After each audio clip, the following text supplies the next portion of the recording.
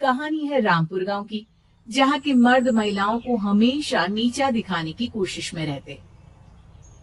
अरे अभी तक खाना नहीं आया क्या? मुझे एक और शादी करने की जरूरत है। नहीं जी नहीं, ऐसा मत करना, वरना मैं कहाँ जाऊंगी। खाना लेकर मैं अभी आई जी। गांव की पंचायत में भी फैसले हमेशा औरतों के खिलाफ ही रहते। मैं जो फैसला सुनाता हूँ वो भगवान की आज्ञा होती है। इस लड़के ने अपने मन से शादी करके अच्छा नहीं किया। लड़के को घर भेज दो और इसकी शादी इसकी जाति की किसी लड़के से करवा दो। लेकिन ये लड़के, इसे तो गांव के बाहर निकाल दो।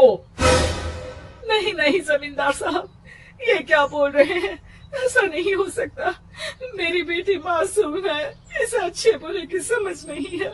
अरे कहाँ जाएगी ये बेचारी? कहाँ जाएगी? इतनी चिंता है तो पूरे परिवार का गांव निकाला कर देते हैं। बेचारे पूरे बसे बसाए परिवार को गांव छोड़ना पड़ता है। चाहे जो हो, अगर बेटियों को कंट्रोल नहीं कर सकते तो गांव में रहने का कोई मतलब नहीं है। यहाँ औरतों को दब कर रहना होगा। कोई भी अपने हिसाब से कुछ नहीं कर सकता, सब ईश्वर की मर्जी से ही होगा। तभी गांव का एक आदमी दौड़ा दौड़ा आता है। सरपंच साहब, जमींदार साहब, वो कालिया है ना, उसकी बेटी पढ़ने के लिए शहर जा रही है। अच्छा, ये कब हो गया? और कालिया की हिम्मत कैसे हो गई ऐसा करने की? लेकर आओ उसे और उसकी बेटी को।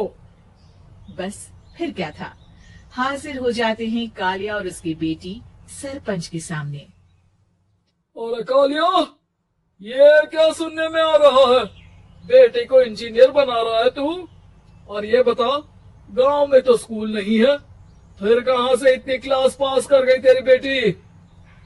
राधा, जो कि कालिया की बेटी है, उसे लगता है कि सरपंच उसकी तारीफ कर रहे हैं। सरपंच जी, मैंने ऑनलाइन पढ़ाई की है, डिस्टेंस लर्निंग से।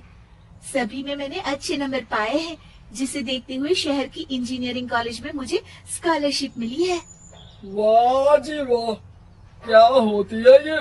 पहले तो ये बताओ, फिर आगे की बात करते हैं। पूरा गांव राधा की बात सुन रहा था और राधा बोलती जा रही थी।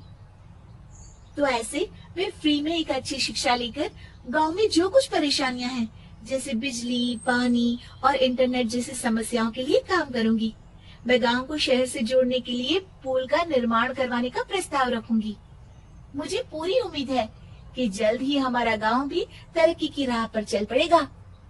राधा की बात सुनकर सारे गांव वाले ताली बजाने लगते हैं। सरपंच को समझ नहीं आता कि वो क्या करे। चुप रह नादान लड़की, गांव के खिलाफ जाने के लिए तुझे गांव से बेदखल कर दिया जाएगा, वो भी पूरे परिवार के साथ। और हाँ, अगर ठीक से गांव में रहना चाहती है तो ये पढ़ाई लिखाई छोड़ दे। हम तेरे लिए गांव का कोई होनहार लड़का देखेंगे। तभी गांव का एक आदमी बोल पड़ता है। अरे नहीं नहीं सरपंच जी, राधा बिटिया जो बता रही है, अगर वैसा हो जाए तो हम लोगों को पैसा कमाने के लिए बाहर नहीं जाना पड़ेगा। हाँ जी, और ना ही कोसों दूर पानी के लिए भटकना पड़ेगा। हमारे बच्चे भी अच्छी पढ़ाई कर सकेंगे और आगे बढ़ेंगे, ना कि हमारी तरह खेती करते बैठेंगे।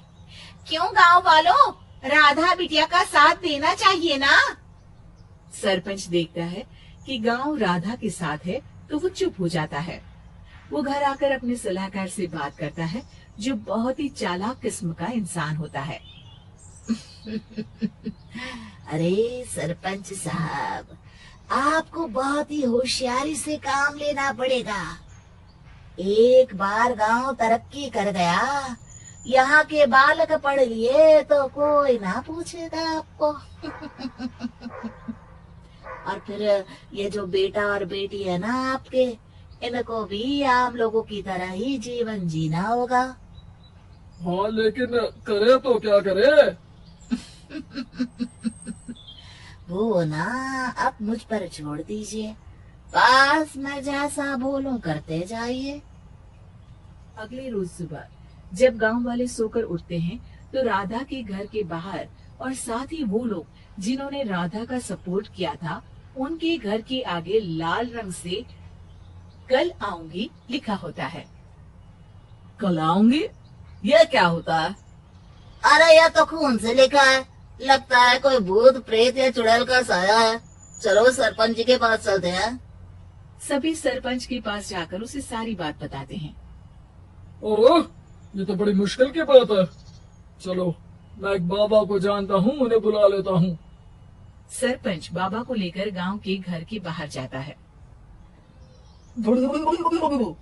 ओहो, तो ये वो चुड़ैल है जो उन लोगों को निशाना बनाते हैं जो गांव को बदलने का सपना देखते हैं।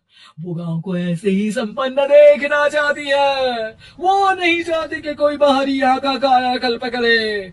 क्या तुम लोगों में से किसी ने गांव को बदलने की सोच रखी है? तभी राधा की माँ रोते रोते आती है। मेरी राधा घर से गायब हो गई है। अरे कोई तो बचाओ, मेरी बच्ची कहाँ गई?